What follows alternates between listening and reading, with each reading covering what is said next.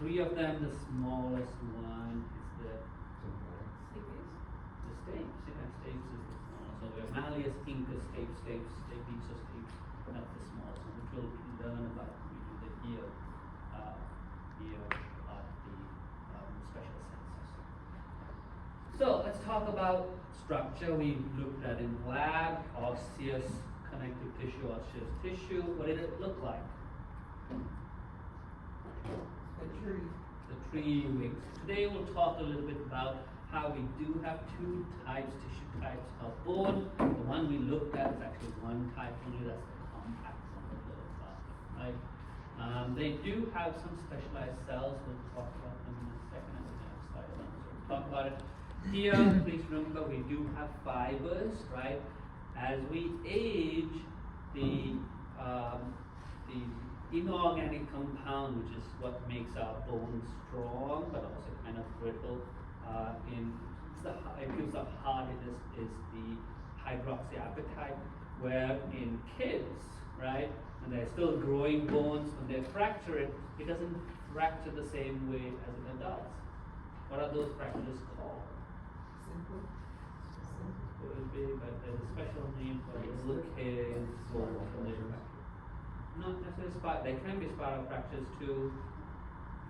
Green Start with stick? the G.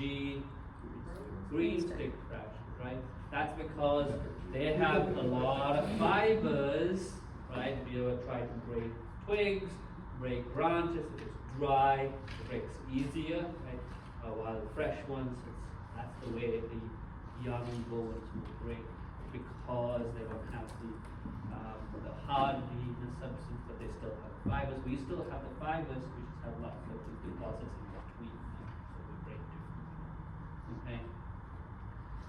So, next we're going to talk about how bones are classified by shapes. Okay, so there are 4 shapes. Please be able to not necessarily define them, but be able to differentiate them and give examples. Okay, so it's long bones. So long basically longer than the width, right? So much longer. So here is a little bit. It's actually I've given it there. It's the humerus. Where is the humerus found? Here it's our upper arm. What are some other long bones? Femur, it's given there. What else? Tibia, fibula, somebody said radius, yep. Oh no. In our hands, do we have long bones? Carpals are not long. The metacarpals are long bones, the phalanges are long bones, whereas carpals, although those have to be shorter bones, right? So they're longer and wide. Well, irregular shaped bones there, as the name suggests, nice and symmetrical. These are 2 good examples of vertebrae, right? So vertebral column, as well as what's os coxae? Not the tail, that's coxae. Pelton? It's the pelvic bone, it's the os coxae, right? That's an irregular shaped bone. Where the coxae is more classified as short than irregular shape. The rest are definitely irregular shape. Then flat, as the name suggests, it's flat. These are our cranial bones. In lab, when we do the cross section, we see the thickness is very little. I mean, it's not very thick, and it's stretched out in multiple directions, right? So it's our sternum and cranial bones are flat bones. The last type of bones is the short bones, so the length is less than its width. Those are the ones in our wrists and in our ankles. The wrist bones are called carpals, ankle bones, together all are tarsals. All of those are short. And we'll talk about bone marrow. Okay, basically, in an adult bone, we don't find a lot of bone marrow in the bone. We do find it irregular and flat bones, where we find most of the red bones. So, in terms of long bones, recognize parts of the long bone, because again, they might specify there's an injury, which part of the bone is injured, right? So we'll start with the shaft of the long bone. That's called the diaphysis. Okay? And then the ends are called epiphysis. Why is this one they've written as proximal epiphysis? Closer to the body, this is actually the humerus. Okay? So where would that be facing, or where would that be found? It would be at the shoulder. Yep. Okay? And then within shaft bone and long bones, right? In the shaft of long bones, we have a little cavity called the medullary cavity. That's where we generally contain bone marrow in terms of dust, and the yellow bone marrow. So what do we think that yellow bone marrow is made of? It's fat, adipose connective tissue. So if you eat marrow, it tastes good, that's why. Okay, it's fat. It's yellow bone marrow that's in the marrow of bone. So in the middle of bone. At the ends, as I mentioned, is epiphysis, right? On the ends of the epiphysis, we have articular cartilage. Articulation means joint. Okay, in scientific medical terms, articulation is used in different places, but here it's where two bones meet. Okay, what type of cartilage would that be? So if I look at each of our elbow or shoulder and I saw cartilage, what type of cartilage? That's the joint. What type of cartilage? How many types of cartilage? B. Which type will be here?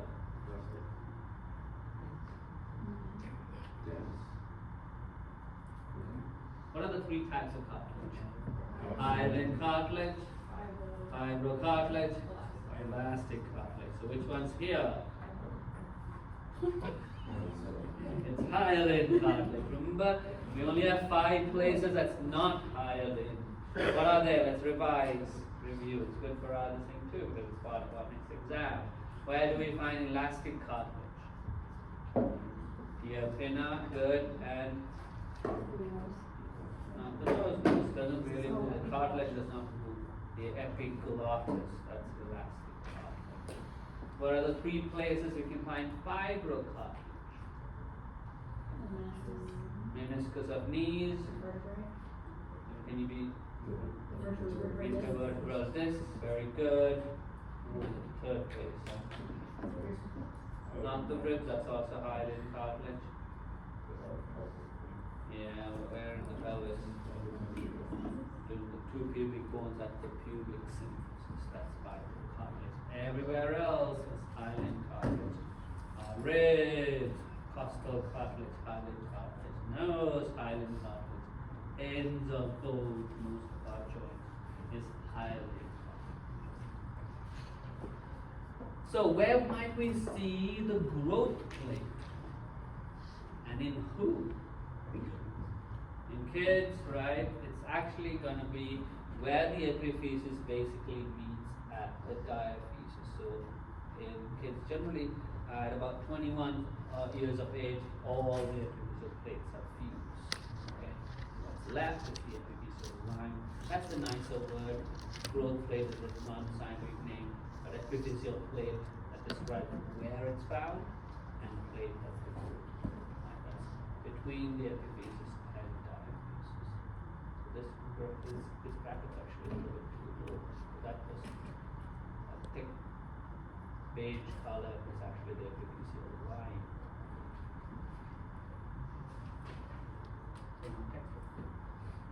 So, bone has a lot of blood supply and it likes it and it wants more. Okay?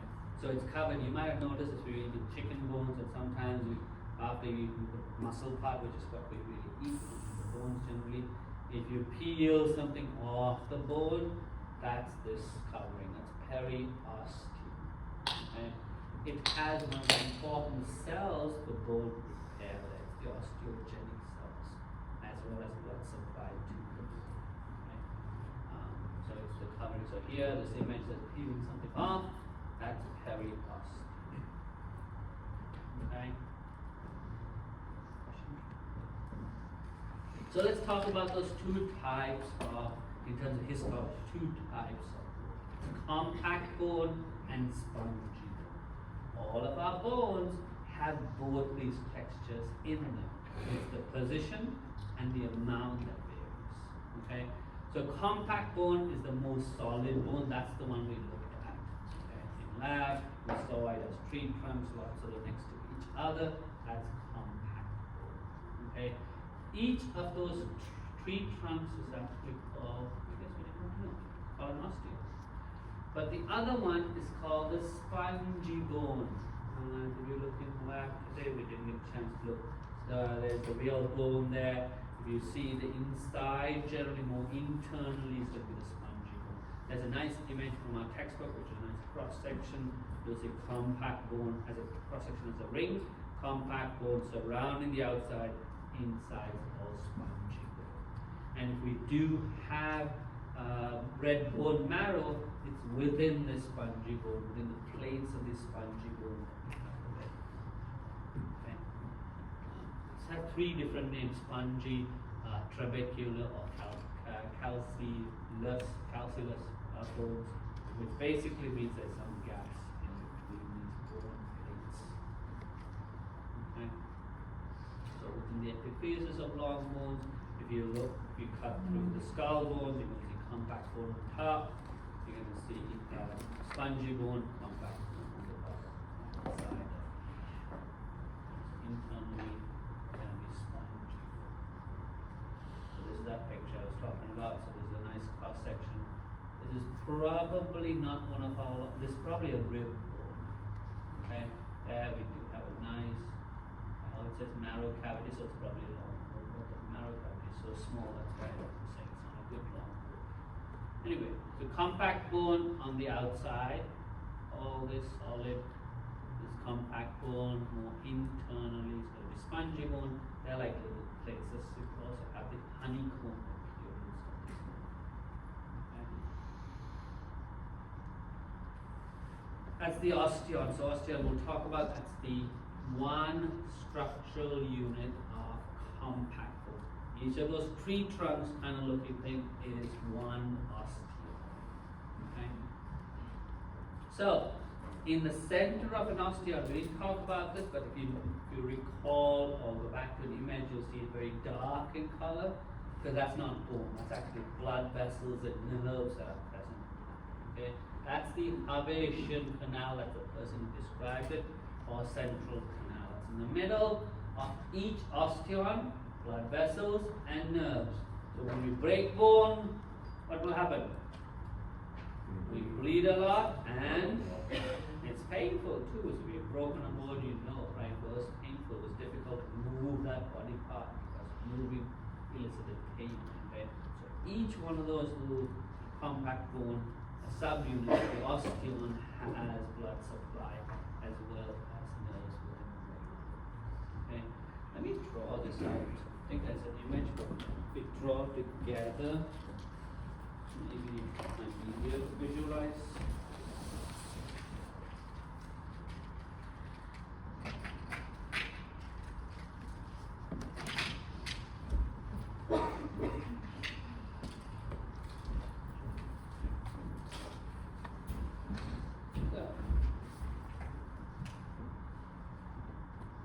Center, and just draw some rings around it. We use plenty. So let's just draw rings with pencil.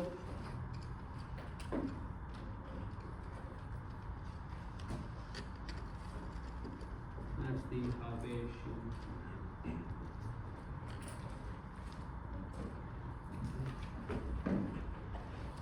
Then each of these layers, if you will, is the lamella.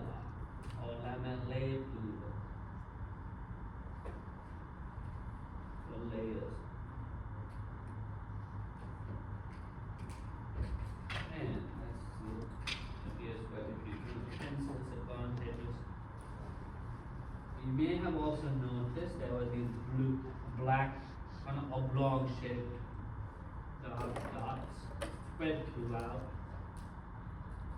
You know, some of them you also saw the additional structure. It's within here the mature bone cell sits.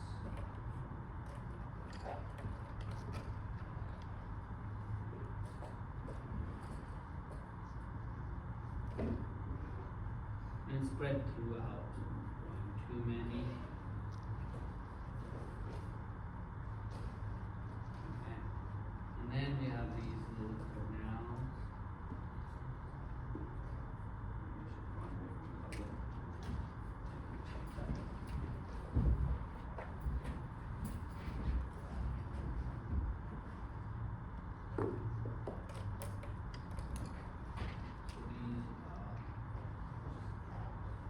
Osteocytes, those are the mature bone cells in spaces. Where else did we come across this word? Lacunae.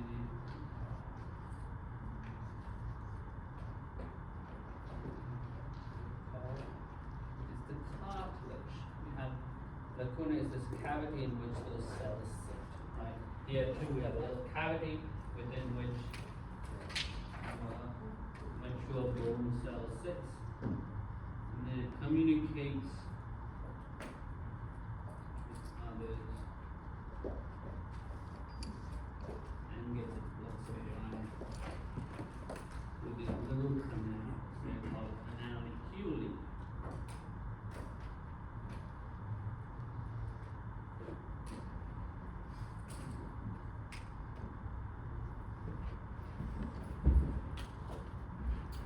So lamellae are the layers, and then it's kind of it's got fibers, it's got the osteoid tissue in there, and then we have in the layers we have these cells separated out and apart. They are basically monitoring the stress on those bones, and they need nutrition, so they will be connected to the hydration either directly or by others.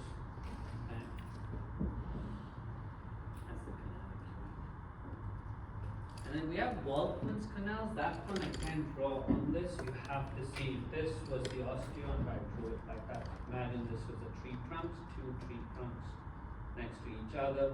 Waltman's canals basically communicate between the ovation canals of adjacent osteons.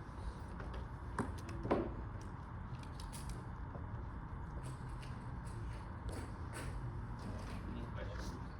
So here, recognize the osteon as the unit of structural function. And that looks like that tree. Ovation canal right in the middle, that has blood vessels and nerves. Then those layers are called lamellae. Within those layers, we have little cavities in which the osteocyte, like mature bone cells sitting, it monitors what's going on, how the stress is being spread throughout the bone. Okay. Canaliculi are communications between osteocytes to other osteocytes and the ovation. And Waltman's canals is communication between two ovation canals. Or central canals.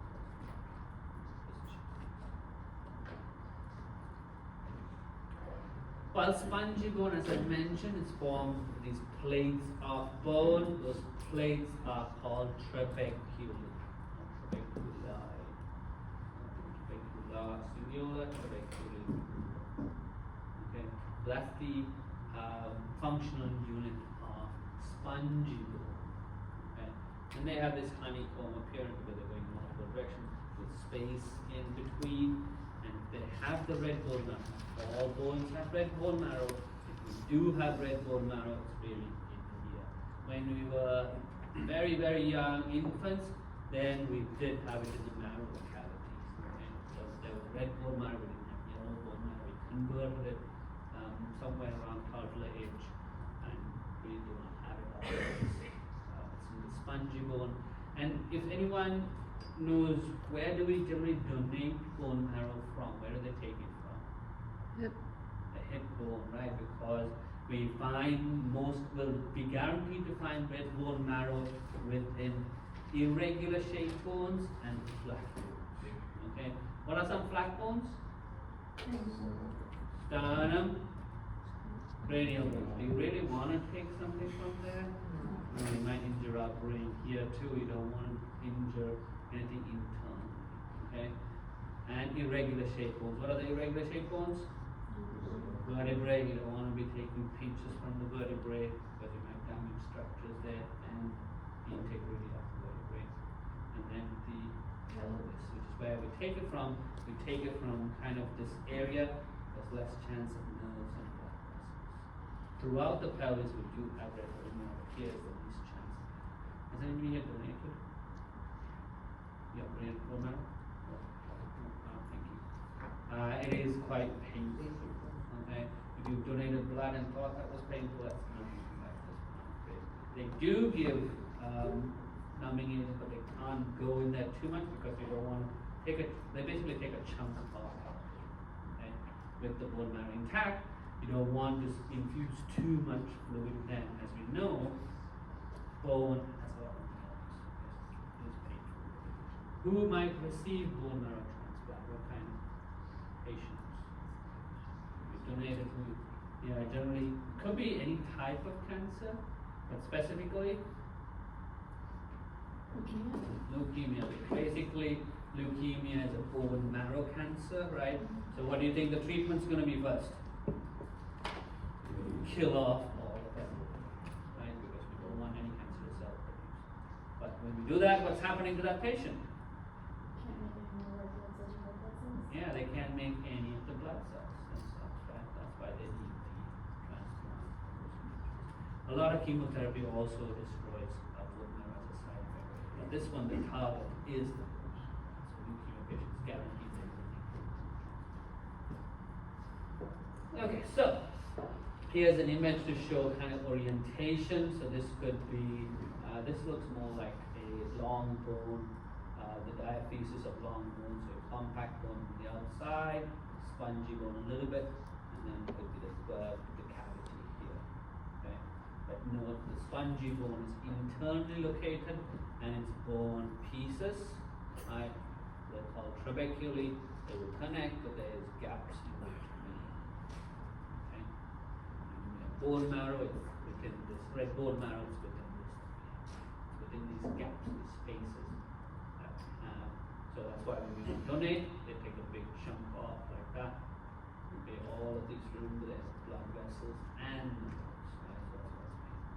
But we want to get here and get those bone go to the compact bit of the sponge. Any questions? Okay. Moving on, let's talk about bone cells. We have 4 different types of bone cells. We talked about this one. This is the mature bone cell, right? We'll talk about 3 others. So first one is osteogenic cells. Genesis is a production, right, of creation. So these are cells that can give rise to all except one. Okay? Out of the 3, they can give rise to the other 2. These can give rise to. So these are stem cells that give rise to 2 other. They can multiply and remain as stem cells too. So technically, they give rise to 3 different cells. Osteocytes, these are the mature living bone cells. They are monitoring. If it's stressful, they coordinate the other 2 cells. Okay, one cell will make bone, the other cell breaks down. Okay, so we'll talk about that difference. So please, I want to emphasize how to differentiate, because one of them has the suffix blast. Okay. What you want to think about blast is not breaking down, but as immature cells. I think we talked about fibroblasts, I believe, when we did the connective tissue. They're immature cells. They're basically producing something. They're producing fibers. Okay? So osteoblasts produce the osteoid. They are the ones who are producing or making the new bone.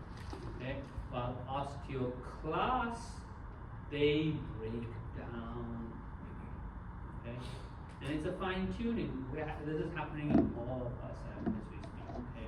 If stress, especially long-term stress, initially they'll just monitor it, okay? But say, for example, you start wearing thicker clothes like we do in winter, you start wearing different types of shoes, you start working in an area that's different flooring, that puts pressure, stress on the bones differently. Okay? So what they want to do is monitor, make sure that the stress is spread nicely, evenly, we spread more. That's one side, we have to fortify that side, otherwise that side will be weak. Okay? So that's the fine tuning between these two that the osteocytes coordinates. So osteoblasts make new bone tissue, osteoclasts break down tissue. Okay? When you break down bone tissue, one advantage, if you will, is calcium's released into blood. So this is another way, if calcium levels in blood changes, if it goes down, we'll break down bone, release calcium. Okay? For us, in our mind, the way it worked out is calcium, immediate calcium levels are more important than long-term calcium importance. That's why they keep taking it. They'll keep taking till virtually bone breaks. Okay, if we keep low calcium. Okay? Because calcium plays a role in conductive, especially in the heart levels will actually affect how blood flows. Okay? So osteolysis is breaking down. So if these secrete acids and enzymes, what organelle will they have lots of? Question. What organelle would these cells have a lot of? Lysosomes, very good. These will have a lot of lysosomes. Okay? So they will break down bone and they'll release calcium into the blood. Whereas osteoblasts need calcium and they barely need that calcium into it. Okay? And there's a lot more osteoblasts in our periosteum, but that's not the only place we do. But throughout, the periosteum also has osteogenic cells.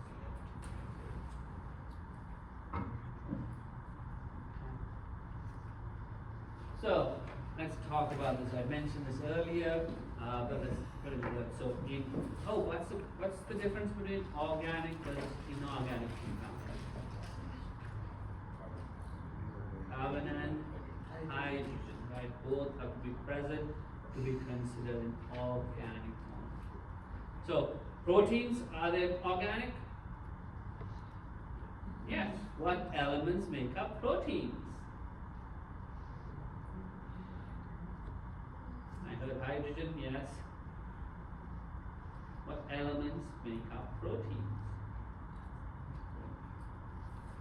Carbon, hydrogen, oxygen, and nitrogen for sure. We may have some extras, that would be sulfur, for example. We may have carbon, hydrogen, oxygen, and nitrogen. Okay. So that's an organic compound. Okay. So we have, of course, cells. We're going to have organic compounds in them. Okay, so that's part of organic. The osteoid, that's the organic component, but those are mainly the fibrous part. Okay, while we do have inorganic components, they incorporate actually this extracellular matrix. Of course, calcium and phosphate. And I mentioned about this word, I know it's a mouthful, hydroxyapatite. That is what makes the bone, hardness of the bone, which is absent while we are growing. That's where the green thick fractures happen. Okay? So this is, I won't say absent, it's in very low amounts. You have them, especially in our long bones, it's in very low amounts. Any questions? Okay, so next we're going to talk about how do we form bone. Okay, there's two ways in which we form. So first we have to recognize the names and what types of bones will come out. Okay, so the two forms are intramembranous and endochondral. So intra, what does intra mean? Inside. So these grow within membranes. Okay. These are going to be everything but long bones. Long bones is the one that uses the element. Okay? So flat bones, irregular shaped bones, short bones, all use intramembranous ossifications. So what does the carpals use? Intramembranous ossification. What does humerus uses? Not this one, which we'll talk about, it's endochondral. Okay? Endochondral is for long bones. Okay? What does endo mean? That's also inside, right? But what's what do we talk about? Hypochondriac, what did I mention it really came from? It's the cartilage, okay? So this is what converts cartilage to bone. I mentioned we form hyaline cartilage while we were in our mother's wombs. How our long bones form is forming cartilage models in the shape of long bone, and then we're replacing that with bone itself, bone tissue. Okay? This is why one of the places that was listed for hyaline cartilage is precursor to bones. If you want to be specific, it's precursor to long bones. Okay? So it replaces cartilage. What type of cartilage? Hyaline cartilage here too. Okay? So here, this picture you can't see the cartilage, but all the long bones will be endochondral method. Flat bones, as this example, will be the intramembranous. If they label the vertebrae, what would that be by? Intramembranous, right? They label the radius, endochondral. So within cartilage, okay? Replacing hyaline cartilage. And this happened while it was still as a fetal stage. So, what cartilage is, growth plate is made of cartilage, by the way. What cartilage might it be made of? Hyaline cartilage. So when we converted that long bone to bone, we didn't convert all of that cartilage. We actually left some. Okay, at the tips, where we became the articular cartilage, we also left some in the growth plates.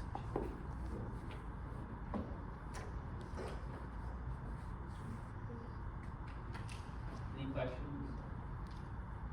Okay, so what are some things we need for good bone health? Okay, first we need the raw materials. Okay, yes, we need the normal nutrients, carbohydrates, amino acids, as well as fats too. But we definitely need those minerals, right? So we need calcium, we need phosphate as well. Okay, we need vitamin D. Okay. Vitamin D is important. Where is it produced? In the kidneys. Produced. It's in our skin. It gets activated in the kidneys. Okay, become activated in there. We could take orally or they do added to stuff in like milk. It's not normally found in milk, but you may see it has omega-3 or vitamin D. We've added those. Helps with the absorption, not absorption, helps to use it for. So let's talk about some deficiencies. So rickets is when we were growing, if we did not have sufficient calcium, sufficient vitamin D, sufficient phosphate. Okay, it's very thinning of bone, but we did not make good bones to start with. It's different from what we as an adult may suffer with later on. Okay? So rickets is developing bones that did not have to survive. Okay? You very typical sign you see a bowing legs. Okay, and it's grown in a very awkward state. Okay?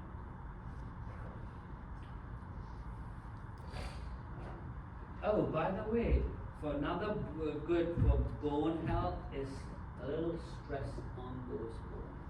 Okay, so yes, swimming is good for cardiovascular function, but not great for good bone health function. It's actually better to walk than that. Just walking with a lot of stimulation because they need that stimulus, that stress to keep stimulating. Okay, we need good thick bones here. Okay, whereas if we swim, what's happening to our weight? Or the stress on the bones. Takes off. Say if you have normally when they have bad knees, they say swimming is good because then we can still move great. But for bone health, that's not good. Swimming is not good. So we need that stress factor, which is kind of like a stimulus, right? Stimulate. So let's talk about bone fractures next, right? So bones will fracture if they experience stress. Okay. By the way, are we replacing bone here? The regeneration capacity is very high, as we talked about in tissues. Okay. We are replacing most of our bone again. We don't mean that we're replacing all at one go, little by little, right? So we break it down, we put new bone, so we keep making sure that it remains strong. Why is spongy bone replaced more often? It's actually replaced faster too. Why do we think? It's going to be easier, right? To put those little flat pieces of bone, it's going to be a lot easier than building these kinds of bones, right? So we'll talk about it when we break. We actually will put the spongy bone first, and then we'll replace it wherever it needs to be with compact. Okay?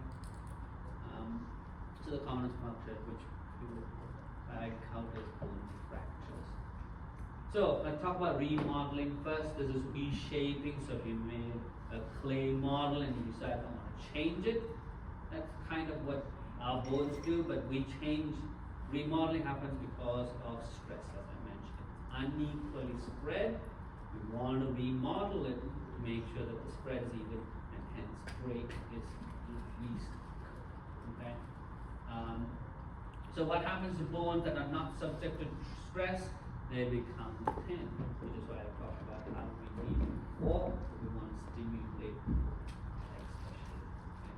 Okay. If you don't, then they can, as they always say, you might have heard it, use it or lose it, right? If you're not putting stress on it, they start breaking down in different places. So wheelchair users, if something is bed bound for a long time, they do get bone thinning, which can develop osteoporosis in the long term. Okay. So if you're heavily stressed, actually the bone becomes thicker and strong. So we also mentioned about calcium, right? So now we'll introduce the hormones will stimulate which cell type. So which cells will break down bone? Class with a C. Okay, osteoclast will break down bone. What builds bone up? Osteoblast. So which one would be stimulated when if I suffer with low calcium in blood? Osteoclast. Are we in agreement? Because what does osteoclast do? Break down bone. When they break down bone, they release calcium to blood. Okay? So here, if we have low calcium levels, parathyroid hormone is released. Parathyroid hormone stimulates osteoclasts. Where are parathyroid hormones produced? Parathyroid hormone. Parathyroid gland. We do have glands that are called parathyroid. Where is that then? It's near the thyroid. We actually have 4 of them. Posterior side of the thyroid will have 2 on each side. Okay? So they will be stimulated when you have low calcium in blood to release parathyroid hormone. Parathyroid hormone goes to our bone, everywhere as it goes to, but it stimulates our bone to release calcium in blood. It also stimulates our digestive tract, absorb calcium also from our diet. Okay? It will also stimulate our kidneys to reabsorb calcium. Right? So you don't want to lose any calcium in the urine. Okay? While if we had high calcium, there is another hormone. It's called calcitonin. Okay? Calcitonin is released from the thyroid gland. We'll talk about this more in the endocrine system. What's the main function of the thyroid gland? What do you think? Produce T3 and T4, which are the thyroid hormones. But there is another hormone that's also produced. Does anyone know why the T3, T4, what's the 3 and 4 distinction for? Those are both called thyroxine actually. What do we need for good thyroid hormone production? Iodine, that is 3 iodines, 4 iodines in T4. Okay? So we may get iodine deficiency, we'll have thyroid deficiency. Right? Also, we'll talk about that. Here it's calcitonin, it's produced in the thyroid gland, but not in the main structures that produce the thyroid. So it's called parafollicular cells. We'll talk about that in endocrine system. Here we have high blood calcium, so we're going to deposit into bone. So which bone cell will be stimulated? Osteoblasts. Osteoblasts will be stimulated. Calcitonin also inhibits osteoblasts. Okay. So let's talk about fractures. Okay, so fractures are breaks in bone. Okay, usually in younger patients, it's because of some sort of trauma. Okay, it could be a fall, an accident of some sort. Okay, but as we age, our chance of developing osteoporosis is high, and breakage from that is high. Okay, like bone thinning. So let's talk about some classifications of fractures. Here's where you probably will have fun. Okay? So we can talk about locations of the fracture. What's that in reference to? Which bone, whereabouts in the bone, right? We talk about in lab today. In the femur, where is the most common place of fracture? Femoral head. In the neck of the femur is most common. Right? We can break other parts, but the neck of femur is most common. Right? That's a description of a location of the fracture, neck of femur. Right? External appearance, it is basically, is that bone still aligned normally, or has it caused a deformity? Right? Usually, when we break the hip fracture, usually you will see a deformity. Right? And then we also have other classifications. It's either or, it's one or the other. So let's talk about some of them. First of all, displaced versus non-displaced, right? If this was a bone, I broke it, what would non-displaced look like? The broken ends up aligned, right? While displaced, the broken ends are not aligned. Which one will heal better? Non-displaced, right? So whenever we treat the displaced, we try and align it, then we will secure it, either with just any sort of immobilization, right? It could be a cast, it could be pins and plates, depending on the bone, as we know how the stress of the muscles will be, we can decide what to do. Okay? So non-displaced, the broken pieces are aligned correctly, displaced, they are aligned. Next one, somebody mentioned hairline fracture. Okay, another name for hairline fracture is incomplete fracture. What does that mean? It basically does not go through the whole bone, so it's incomplete. It stops halfway. Okay. Again, which one will heal faster? The hairline fracture. Is it going to be painful? Yeah, it's still a broken bone. You're still breaking parts of osteon in certain parts of the bone. It doesn't have to break the whole way to be painful. Okay, so hairline fractures also can be painful. That's an incomplete fractures, which we call hairline fractures. The next one is whether our skin is pierced or not. Open fractures versus closed fractures. Right? Which one do you think pierced through the skin? Open. Ooh. Okay, which one will heal faster? Closed generally, again, with good treatment, we can improve healing. Open one when skin is penetrated.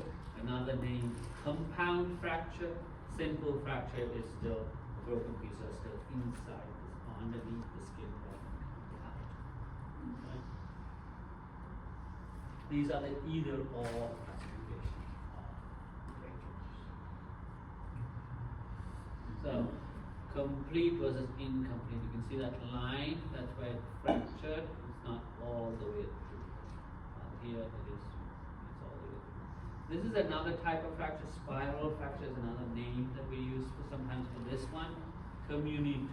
So this is when a twisting movement causes breakage. would be by another individual. So if you see a kid with that, you should be concerned about abuse. Okay? Because they generally will have twisted their arm or their leg to actually cause this infection. It takes a lot of trauma, a lot of force to cause that infection. Open versus closed, how they distinguish? Whether we break the skin or not. We also have what's called compression fractures that we see only in the vertebrae, when one vertebrae collapses, so the others are closer than normal. So that's called compression fracture. Usually when somebody jumps from somewhere, but again, if they're osteoporosis, high chance of compression fracture. Basically, it's collapsing. The top one's coming to the underneath one of the broken. So here, this one breaks, these two become closer together. So fracture treatment. So first it's called reduction. Reduction means to reduce the misalignment. Okay, we're going to try and align it together. Okay. Open reduction, closed reduction. Open reduction, we can do it on the field, we can do it in the emergency room. Let's say open. Closed reduction, we can do it in that. Open reduction is in the operating room. Right, where we open up and then align them. Usually, if it is an open reduction, we also put something in. We put plate in, wires in to keep that alignment in place. Okay. And then immobilization. Okay. How long roughly do we say we have to immobilize? 6 weeks is kind of like the key, but it does take longer than that for the bone to fully heal. Okay? We've worked out that's the sweet spot of having some healing, and what are we fearing if we keep that that part of the bone, part of the body immobilized? Break down. We could break down bone, we also break down muscle, right? Atrophy of muscle. So 6 weeks generally recommended as a nice spot to be. I'll show you where we need to be to go on the top of repair. Okay? So in terms of fracture repair, there are 4 phases or stages. First one's the first break, right? Breaks, lots of blood, and the blood clots. That's our first phase. That's called hematoma formation. The next 2 are 2 types of callus. If you think of callus, what do you think about when you hear this word? Hardening, right? So you may have it in your hands, very common, especially if you are either going to the gym or using a tool repeatedly many times, we do get calluses. Okay, so it's hardening. So we're basically getting a connection between those 2 broken bones. Initially, we have what's called the fibrocartilaginous. It's not because it's similar to fibrocartilage, but because we have a lot of cartilage and a lot of fibers. That's why it's called fibrocartilaginous. Next one is called bony callus. Here, will we put spongy bone or compact bone first? Spongy. This is all spongy bone that's connecting the broken pieces. Then it's remodeling, we're putting back whatever was there previously. If there was compact bone, we'll put compact bone. If there was spongy bone, we'll leave the spongy bone. If there was a medullary cavity, we'll put the medullary cavity in. Okay, so these are just words to those descriptions, right? The first phase, hematoma formation. Remember, bones are very vascularized, so you break them, there's going to be blood everywhere, then the blood will clot, forming a hematoma. What does oma mean? Does anyone know? It's considered a tumor or a swelling, right? So here it will swell up. Okay, this area is painful, inflamed. Okay, and a lot of times they will not be. It's more pain during movement. The pain is increased during movement. Whereas if it's a sprain, it's less likely to increase the pain. Still be pain throughout, but it does not increase with movement. Again, it's not a definite, but it's more often we go towards that side. Next one is fibrocartilaginous. So first we'll break down that hematoma. We'll just put fibers, right? It's easier to put fibers to connect these parts than to put bones. So we'll put fibers in, we'll connect the 2 pieces up. We'll put cartilage there. Okay, that's going to be a fibrocartilaginous callus. Fibroblasts will put the fibers in. We have osteogenic cells coming here and converting that cartilage to bone next. Okay, that's our bony callus.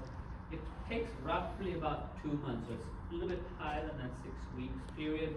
But this is what we want to see to be confident that it will still heal well. Again, we can't put what stresses we did previously, but now you'll say, okay, you go back to the gym, but start slowly if you did go to the gym, right? But it can take months, 3 to 6 months even, for full bone healing with the third, the fourth phase, which is remodeling. So if there was compact bone, we'll put compact bone. If it was spongy bone, we'll leave it. Question. Thank you. And that was a cavity, we'll put it. Where is the marrow cavity found? What part of the long bone? Diaphysis or the shaft of the long bone, diaphysis. Okay. So restructure whatever part it is. So final structure, we want to resemble original structure. If you ever see it, actually it's generally thicker. Okay, well actually you can see where all fractures are because of the thicker than the rest of the parts. Right? When you break it, it will have additional on it. It does wear off with remodeling. Over years, you may lose that sight, if you will, and X-rays can wear off, but generally can't. So here's the image from our lab, in our textbook. So broken bone, blood, hemorrhage. Okay. Then phagocytes will come in, break down these pieces of bone. They'll reabsorb the blood. Then fibroblasts will come in with fibers. And it's chondroblasts, by the way.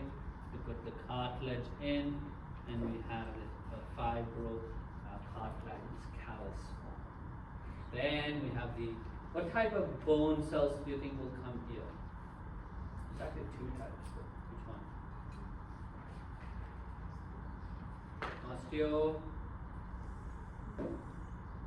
Osteogenic cells come here, and the osteoblasts will come in here. They'll put down the bone. It's spongy bone that they put down first. Okay, and then it's remodeling and try to get the same shape, same structure, original structure. So if there was a marrow cavity, there'll be a marrow cavity. Compact bone will be on the outside. Spongy bone will be on the inside. Wherever it was there, will be there. So in lab, we've talked about this, and today we'll talk about it. Monday, 26 bones are kind of arranged as 2 skeletons, if you will. Okay, we didn't talk in detail in lab. So axial skeleton is basically the long axis of our body. So it's our skull, it's our vertebrae, and then the cage. The other one is called appendicular skeleton. So it's the limbs and the attachment points. Okay, so the attachment points here is going to be clavicle and scapula. Here, the pelvis that's attaching to the sacrum. Okay. Questions? So rickets I talked about it, but in words again, bowing of children's leg. There's deficiency of either calcium or vitamin D or both. Could be as well. They just don't. The bones are very thin and they're easy to fracture and easily form. Even if calcium and vitamin D was improved later on, you'll still have some bowing effects very present. And then osteomalacia is the thinning. This one is reversible. Okay? True osteoporosis is irreversible. Right? So why do we treat them? Patients who have osteoporosis. To make sure that the other spots do not get there. Right? So we start with a little bit of thinning, osteomalacia, which will lead to osteoporosis. It's much more prominent in postmenopausal individuals. What's the reason? Osteoporosis. Is it the estrogen? Yeah, it's the drop in estrogen. It's a large drop, right? A lot of us have, all of us have estrogen in our blood. Right? You realize everybody has.